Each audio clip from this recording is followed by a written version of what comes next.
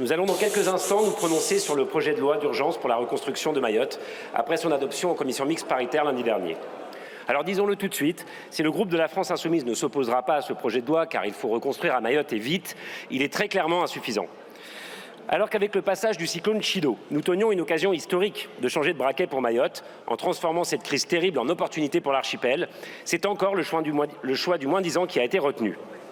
Plutôt que d'enfin faire entrer Mayotte dans le droit commun et partant de lui donner toute la place qu'elle mérite dans la République, on continue de multiplier les exceptions et dérogations en tout genre. D'abord, et je crois important de le rappeler, nous ne disposons toujours pas de données fiables sur le bilan humain de la catastrophe. Or, pour réparer, Monsieur le Ministre, il faut commencer par dire la vérité.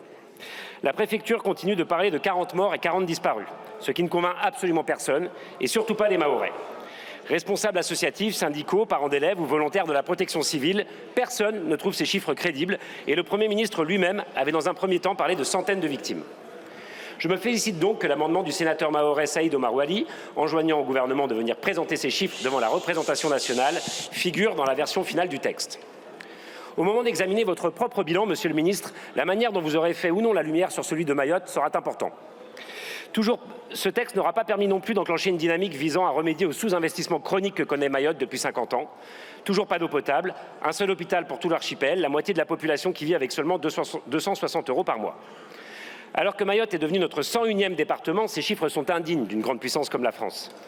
27% de notre zone économique exclusive se trouve dans l'océan Indien. Et nous pouvons ainsi y affirmer une présence militaire, scientifique, culturelle. Mais nous refusons toujours de donner l'égalité aux Mahorais. Le SMIC, le RSA ou encore les APL ne sont pas au même niveau à Mayotte que dans l'Hexagone. C'est pourquoi je me réjouis aussi de l'amendement demandant au gouvernement un rapport sur sa stratégie de convergence sociale pour Mayotte. Et que nous serons aussi extrêmement attentifs à ce que le gouvernement n'oublie pas le futur projet de loi qu'il a promis aux Mahorais pour accélérer le développement de leur département. Car rien n'est prévu pour cela dans celui que l'Assemblée va adopter aujourd'hui. Plusieurs articles actent au contraire une reconstruction à l'identique de l'île et avec des délais très courts. Au vu des risques cycloniques, sismiques et d'inondations, la reconstruction de Mayotte doit pourtant se faire selon des normes très exigeantes, ou alors nous risquons une nouvelle catastrophe dans les 2 années à venir. Beaucoup le disent, l'ampleur des dégâts infligés par Chido à Mayotte s'explique par la très mauvaise qualité du bâti. Par définition, une catastrophe dite naturelle provient d'ailleurs systématiquement de la rencontre entre un problème structurel et un aléa. Si l'aléa est le cyclone, le problème structurel ici, c'est l'abandon de Mayotte pendant toutes ces années.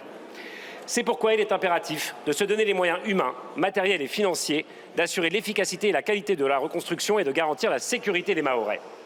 Or, ce n'est pas ce que fait ce texte, qui manque cruellement d'ambition et de vision. C'est particulièrement flagrant sur la question de l'école.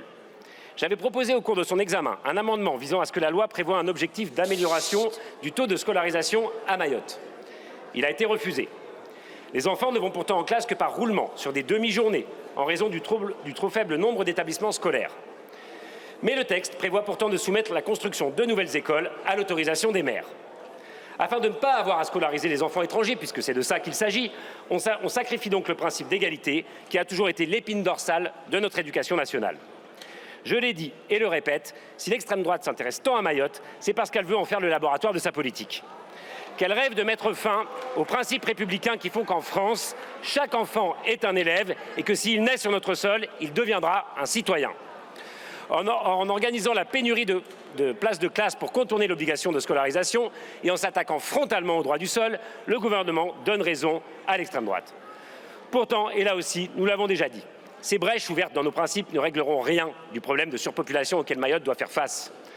C'est en supprimant le visa territorial et en mettant en place des filières d'immigration légales vers l'Hexagone, bref, en faisant primer la solidarité nationale sur la préférence nationale, que nous traiterons efficacement la question. Vous l'aurez compris, l'enthousiasme sur ce texte n'est donc pas au rendez-vous. Tant que les territoires ultramarins et Mayotte en particulier ne seront pas traités comme des territoires français à part entière, aucune de leurs difficultés ne pourra être réglée. C'est seulement en abolissant les doubles standards et en faisant vivre la devise liberté, égalité, fraternité sur l'ensemble du territoire que nous pourrons avancer. C'est pourquoi nous nous abstiendrons sur ce projet de loi. Merci.